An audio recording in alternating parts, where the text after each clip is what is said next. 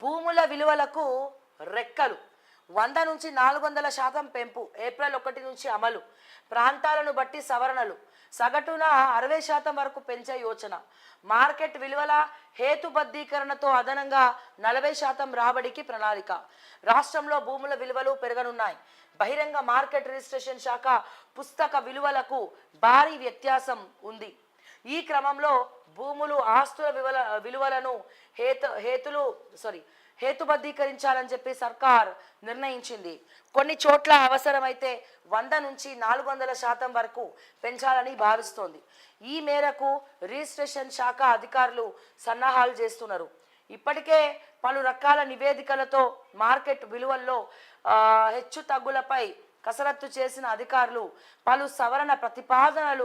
ప్రతిపాదనలు సిద్ధం చేశారు కొత్త మార్కెట్ విలువలను ఏప్రిల్ 1 నుంచి అమలు చేయాలని సర్కార్ సూత్రప్రాయంగా నిర్ణయించినట్లు విశ్వసనీయ సమాచారం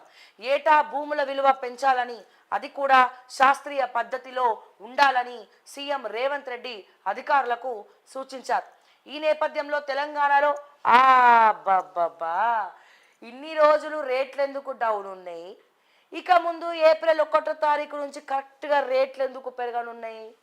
ల్యాండ్ బ్యాంక్ అంతా తీసుకున్నారా రేవంత్ అన్నా రేవంత్ అన్నా ల్యాండ్ బ్యాంక్ ఎన్ని ఎకరాలు ఉందన్నా ఇప్పుడు మీకు మీ అన్నదమ్ములకి డింగ్ డింగ్ డింగ్ డింగ్ డింగ్ డింగ్ డింగ్ ఎన్ని ఎకరాలు ఉంటుందన్న సుమారు మనలో మన మాట నేను ఎవరికి చెప్పలే ఎన్ని ఎకరాలు ఉంటుంది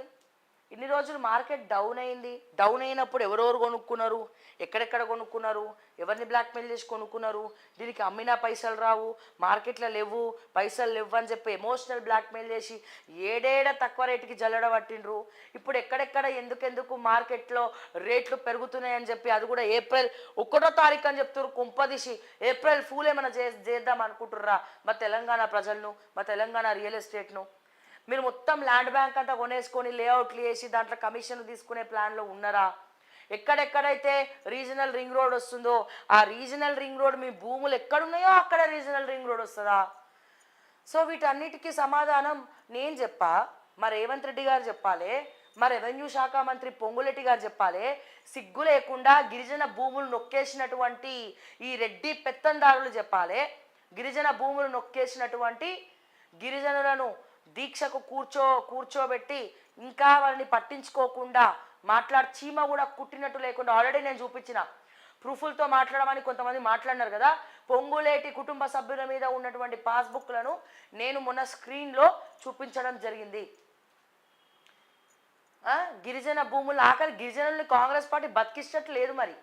మరి రాహుల్ గాంధీ ఏం చేస్తుండో ఏమో మరి తెలంగాణలో ఆయన ఎరిపుష్పని చేస్తున్నారు ఇటు ఇటు తిమ్మిని చేస్తున్నారు మనకు లాంగ్వేజ్ రాదని చెప్పి సో నేను ఏమంటున్నానంటే ప్రజలారా సో ఇట్లా ముందే ల్యాండ్ బ్యాంక్ అంతా క్రియేట్ చేసేసుకొని